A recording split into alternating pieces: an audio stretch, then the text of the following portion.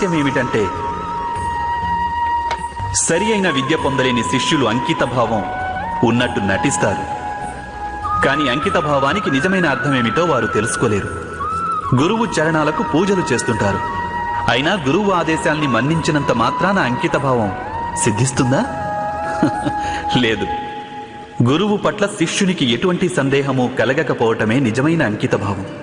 గురువు తమను ఆదేశించడానికి ముందే శిష్యులు ఆ ఆదేశాన్ని పూర్తి చేయడం.